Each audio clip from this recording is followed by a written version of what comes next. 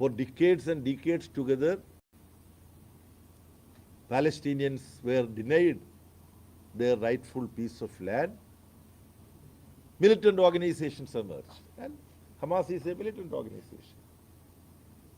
In Indian freedom struggle also there were militant organizations. It was not just the movement under Mahatma Gandhi. There was Surya Sen. There was, people in UP went and robbed bank to generate funds to buy arms. All this is part of freedom struggle. Every freedom struggle, there would be many streams. You may approve some, you may not approve. So now Narendra Modi is speaking. Rahul was telling me today also, I could not read all the papers. In online G20 summit, he was speaking about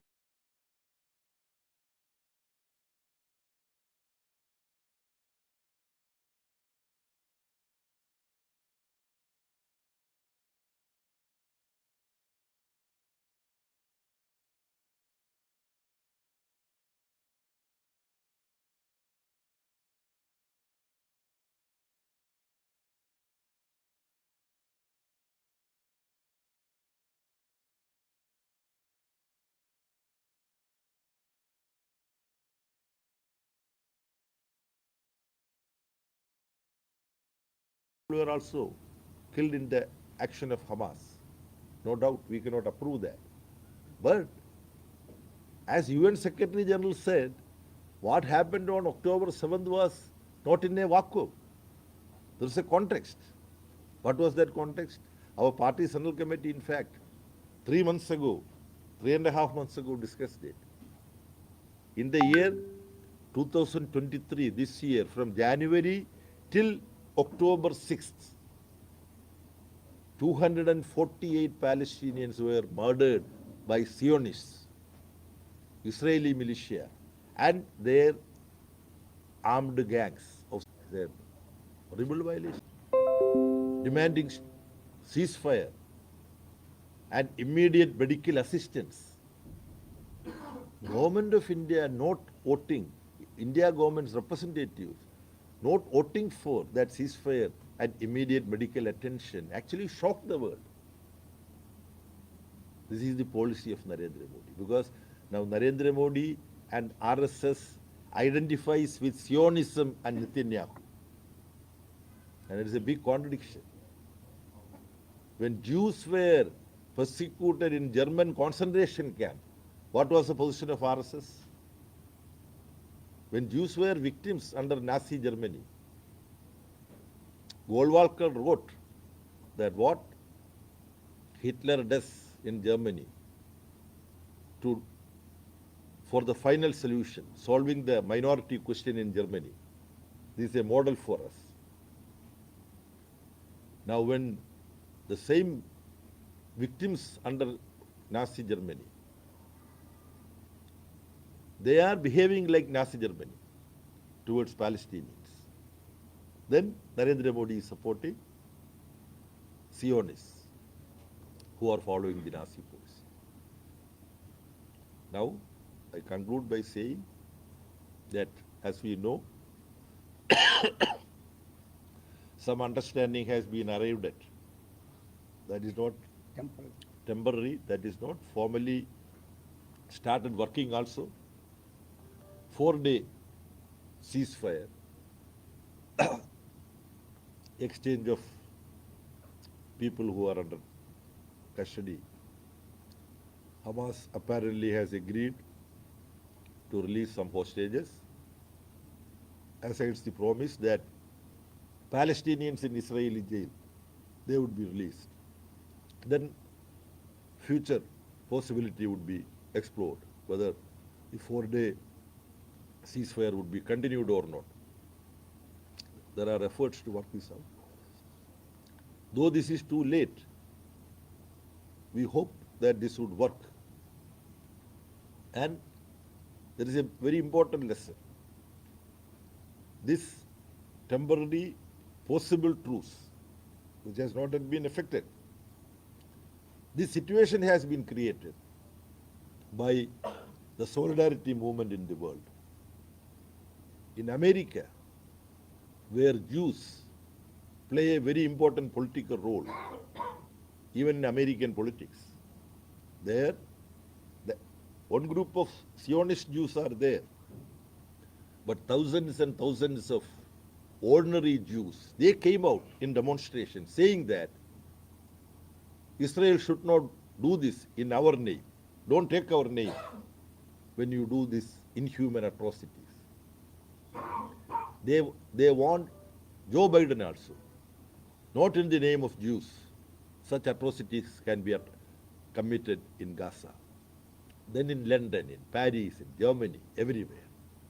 In Israel parliament, the Communist Party members in Israeli parliament, they demanded that what you are doing is wrong. There is a lesson for you media friends also. When October 7th incident happened, the third largest circulated newspaper in Israel wrote an editorial saying that this October 7th incident is squarely the result of the wrong policies of Netanyahu. Will our purpose in our country will have the courage to criticize the ruling forces so strongly? So certain democratic forces operate in different parts of the globe, including in Israel. And in India too, we organize a lot of solidarity activities. So some people say, what is the point in organizing this solidarity work and all that? Why do you do this? There is an impact. I don't say the role of various countries is not important in this expected settlement. That settlement has not been finally. There is a, I found Qatar External Affairs Ministry statement is there. Some understanding is reached. So this particular leaflet will give people clarity on so many issues. So I hope this will be widely discussed, studied and propagated. Thank you very much. Over to Comrade Rahul. Sir, one thing. So you say that Palestine has stood very silent when Pardon? Israelis. Pardon? Palestine stood silent when Israelis are fighting. Israelis are giving their forces to them, trying to force them for some violence. And they are Hamas. No. Whether Palestine has stood silent? Palestine No. has not done anything? You see, Palestinian, October 7th, there was action by Hamas. October 7th, there was action by Hamas. But that action is not in a vacuum. That is what Secretary General of United Nations said. Before October 7th, you see, I have only mentioned 2023, this year, 248 Palestinians were murdered, including 40 children, by Zionists. If you take after 1948, what happened in 1948 is stated as Nakwa. What is the English translation? A great tragedy. This Ariel Sharon led a massacre in Sabra Shatila in Lebanon. You see, thousands of children, women, they were killed by Zionists. There are any number of, and there are Zionists who don't want even Israeli government to negotiate with Palestine. Why I say so? 1993, there was Oslo Accord. That Oslo Accord was signed from Israel by Rabin, the Prime Minister. He was murdered by Zionist extremists within 2 years. So it's a long story, long history. Let us not go into all those details. Thank you.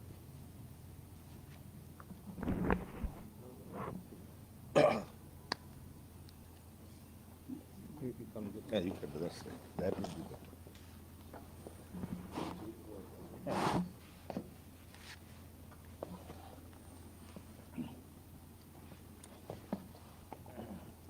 Friends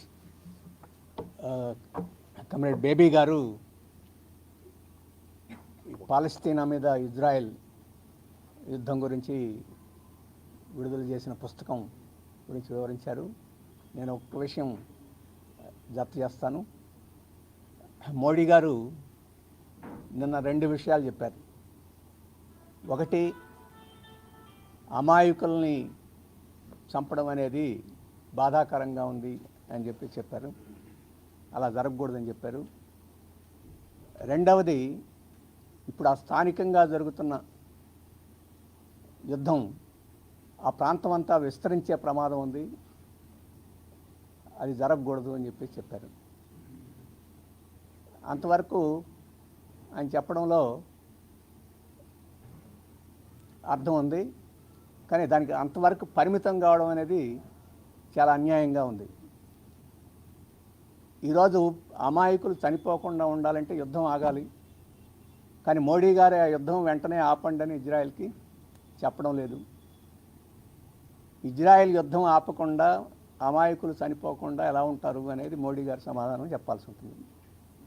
రెండవది, అది అలా కొనసాగుతూ ఉంటే, దాడులు కొనసాగుతూ ఉంటే, హత్యాకాండ కొనసాగుతూ ఉంటే ఆ చుట్టుపక్కల ప్రాంతాలకు విస్తరించకుండా ఎలా ఉంటుంది యుద్ధం ఆగకపోతే?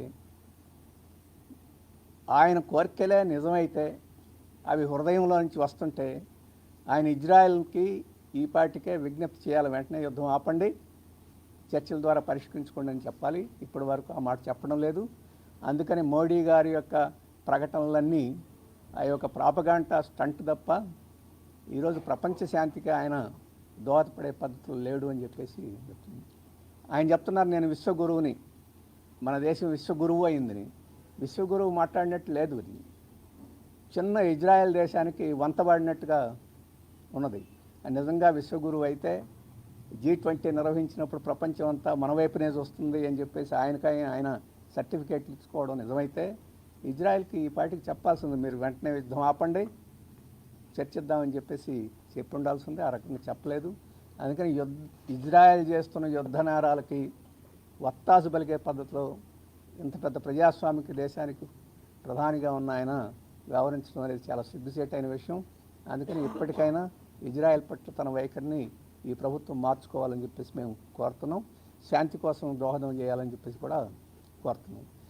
ఇప్పుడు అక్కడ ఆ సమస్య కొనసాగడం అని చెప్పేసి ఇది ప్రపంచానికే సమస్య. ఈరోజు ఆర్థిక శాఖ మంత్రి చెప్తుంది, ఆమె అక్కడ ఆ సమస్య పరిష్కారం కాబోతే ప్రపంచ ఆర్థిక వ్యవస్థ మీద కూడా దాని ప్రభావం పడుద్ది. అందుకని రాబోయే 2024లో మనం కూడా రిసెషన్కి గురయ్యే ప్రమాదం ఉంది. కాబట్టి దాని గురించి కూడా మనం పరిగణలోకి తీసుకోవాలని ఆమె చెప్పింది, రిజర్వ్ బ్యాంక్ వాళ్ళు కూడా చెప్పారు.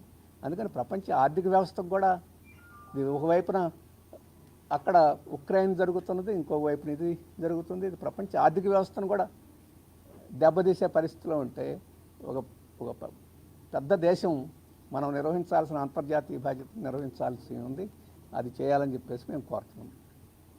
ఇక రెండో విషయం నేను చెప్పదలుచుకుంది, మీకు అందరికీ తెలుసు, ఉత్తరాఖండ్లో ఉత్తరకాశీలో ఆ సొరంగం పైకప్పు కూలి 41 మంది చిక్కుకుపోయిన విషయం ఇవాళ పత్రికలో మీడియా చూస్తే, ఇవాళ లేకపోతే రేపు వారిని అందరినీ క్షేమంగా బయటకు తీసుకొచ్చే ప్రక్రియ జయప్రదంగా జరగబోతుందని చెప్పేసి వచ్చింది. అది చాలా సంతోషమైన విషయం. ఆ రకంగా 41 మంది కార్మికులు వారు సురక్షితంగా బయటకు రావడాన్ని మనం అందరం ఆహ్వానించాలి. కానీ ఇక్కడ చెప్పదలుచుకుంది, 11 రోజులు అయింది ఆ సొరంగం కూలి. 11 రోజులు ఎందుకు పట్టింది? ఒకవేళ అది ఆ సొరంగం కుప్పగూలినా కానీ ఆక్సిజన్ అటువంటి కొంత అక్కడ ఉన్నది కాబట్టి సరిపోయింది, లేకపోతే ఏమయ్యేది? ఈ ప్రభుత్వం అది ఒక కాంట్రాక్టర్ యొక్క విషయంగా దాన్ని వదిలేసిందా, లేదా అదొక స్థానిక సమస్యగా వదిలేసిందా, లేదా ఇది అంతర్జాతీయ స్థాయిలోనైనా సహాయం తీసుకొని దీన్ని తొందరగా మనం రక్షించే కృషి చేయాలని చెప్పేసి భావించిందా లేదని ఇప్పుడు ఎవరు చెప్పలేదు. సిపిఎం అడిగింది, దీనికి సంబంధించిన అంతర్జాతీయంగా అనేక చోట్ల అనుభవాలు ఉన్నాయి, వాటన్నిటిని తీసుకుని వెంటనే దాన్ని అటువంటి ప్రయత్నం ఏమీ చేయలేదు. ఇది ఒక సమస్య. కానీ ఈ మధ్యకాలంలో చూస్తే ఇటువంటి ప్రమాదాలు చాలా పెరుగుతున్నాయి. తీవ్రమైన వర్షాలు వచ్చి హిమాచల్ ప్రదేశ్లో కొండ చర్యలు విరిగి పడిపోయి మొత్తం బీభత్సం చూస్తుంది మనకు తెలుసు. అలాగే జోష్మత్లో మొత్తం ఒక పట్టణం కుంగిపోయి పెద్ద ప్రమాదం వచ్చే పరిస్థితి మనం చూస్తున్నాం. అంటే ఈరోజు హిమాలయాల్ని స్పిరిచువల్గా ఆలోచించే వాళ్ళకి హిమాలయాలు అంటే చాలా గౌరవం, మేము ప్రకృతి గురించి ఆలోచించే వాళ్ళకి మాకు కూడా చాలా గౌరవం. హిమాలయాలతోటి ఆట ఆడుకుంటే కుదరదు, దానికి ఇవ్వాల్సిన గౌరవం ఇవ్వాలి, దాంతో వ్యవహరించేటప్పుడు అత్యంత జాగ్రత్తతో వ్యవహరించాలి. ఒకటి దేశానికి అది ముఖ్యమైంది, నీటి వనరులకు ముఖ్యమైంది, పర్యావరణానికి ముఖ్యమైనది, అదొక భాగం అయితే అక్కడ ఇన్ఫ్రాస్ట్రక్చర్ ప్రాజెక్ట్స్ పేరుతోటి ఆ ప్రకృతికి సంబంధం లేకుండా కాంట్రాక్టర్లకు యథేచ్ఛగా స్వేచ్ఛ ఇచ్చి ఎట్లా అంటే అట్లా డిజైన్ చేయడానికి అవకాశం ఇచ్చి ఆ డిజైన్లు ఎవడు పరిశీలించేదానికి లేకుండా ఈరోజు టూరిజం పేరుతోటి మొత్తం హిమాలయాలన్నింటినీ ఎక్కడంటే అక్కడ నిర్మాణాలు చేయడానికి, దానికి పర్యావరణ అనుమతులు లేకుండా కట్టుకోవడానికి ఈరోజు అవకాశాలు ఇచ్చి ఈరోజు ఇటువంటి ప్రమాదాలు జరుగుతున్నాయి. ఎందుకు జరగవు? అందుకని పూర్తిగా కేంద్ర ప్రభుత్వం యొక్క బాధ్యత ఈరోజు హిమాలయాల్ని ఈ రకంగా నాశనం చేయడానికి, ఈ ప్రమాదాలు జరగడానికి. అందుకని ఒక సమగ్రమైన దృక్పథం ఈరోజు కేంద్ర ప్రభుత్వానికి లేదు. అటువంటిది ఉంటేనే రాబోయే కాలంలో ఇటువంటి ప్రమాదాలని మనం నిరోధించగలం. అందుకని ప్రభుత్వం ఆ రూపంలో ఆలోచించాలని చెప్పేసి పర్యావరణ కాపాడటానికి ఎక్కువ ప్రాధాన్యత ఆ ప్రాంతాల్లో సెన్సిటివ్ ఏరియాస్, ఆ సెన్సిటివ్ ఏరియాస్ని కాపాడుకోవడం అని చెప్పేసి మన ముఖ్యమైన అంశం. దానికి సరైన ప్రాధాన్యత ఇవ్వాలని చెప్పేసి మేము కేంద్ర ప్రభుత్వాన్ని డిమాండ్ చేస్తున్నాం. ఇదే కాదు, లాభానికి ప్రాధాన్యత తప్ప ప్రకృతికి ప్రాధాన్యత లేదు, ప్రజలకు ప్రాధాన్యత లేదు. మేడిగడ్డలో ఏం జరిగింది చూడండి. ఇప్పుడు పోలవరం డయాఫ్రమ్ వాల్ ఎందుకు పోయింది? మేడిగడ్డ ఒక భాగం ఎందుకు సింక్ అయింది? ఆ డిజైన్స్ అప్రూవల్ చేయడానికి ఎవరు బాధ్యత? కేంద్ర ప్రభుత్వం బాధ్యత.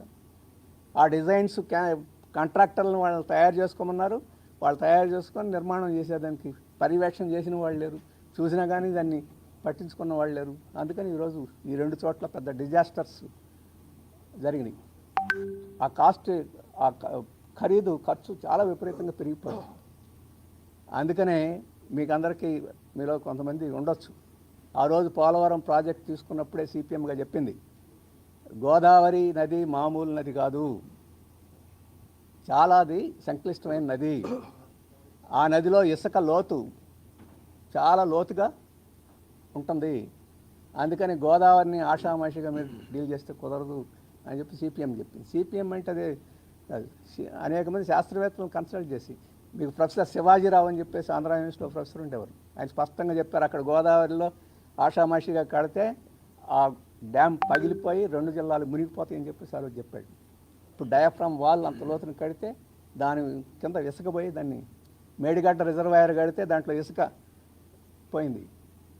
48 లక్షల క్యూసెక్లు ప్రవాహం వస్తే, దానికి మించి వస్తే గోదావరి డ్యామ్ నిలబడదని చెప్పేసి శివాజీరావు గారు చెప్పారు.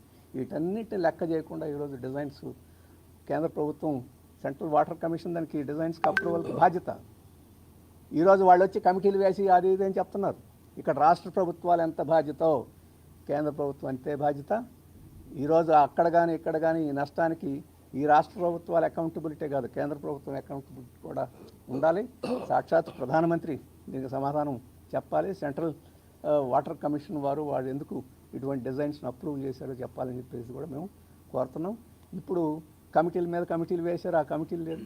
అందుకని ఆ రోజు చెప్పాం, ఈ పోలవరం ప్రాజెక్ట్ 5 ఏళ్లలో కడతా ఉంటున్నారు, 30 ఏళ్లలో కూడా మీరు కట్టలేరని చెప్పాం. ఎందుకు చెప్పామంటే ఇవన్నీ అనుభవాలు గతంలో ఉన్నాయి కాబట్టి. మేమేదో జ్యోతిష్యం చెప్పేవాళ్ళం కాదు. ఏ ప్రాజెక్టులు ఇట్లాంటి వ్యవహారాలు కాంట్రాక్టర్ల కోసం ప్రాజెక్టులు అయినప్పుడు అవి ఎందుకు పూర్తవుతాయి? ప్రాజెక్ట్ నిర్మాణం కోసం కాంట్రాక్టర్లు కాదు, ఇప్పుడు కాంట్రాక్టర్ల కోసం ప్రాజెక్టులు కట్టే పరిస్థితి వచ్చింది కాబట్టి ఇటువంటి దుస్థితి వచ్చింది. ఇప్పటికైనా ఈ దీర్ఘకాలిక సమస్యగా పరిగణించి వెంటనే ఈ రాజకీయాలతో నిమిత్తంగా వీటిని సాల్వ్ చేయాలి. ఎంత తొందరగా వాటిని పరిష్కరిస్తే అంత తొందరగా ఖర్చుతోటి మళ్ళీ రైతులకి ఇబ్బందులు లేకుండా ఉంటాయని చెప్పేసి మేము భావిస్తున్నాం. ఇవి మేము పంచుకోదలుచుకున్న విషయాలు మీరు ఏమన్నా నిన్న చూస్తే జీవీఎల్ నరసింహారావు మాట్లాడుతూ సిపిఐ కమ్యూనిస్టు పార్టీలు పిట్ట పార్టీలు వాళ్ళు మాట్లాడేది వాళ్ళ దీనికోసం మాట్లాడుతూ ఉంటారు, అక్కడ 1-2 సీట్లు ఇక్కడ మళ్ళీ కోసం పోరాడుతున్నట్టు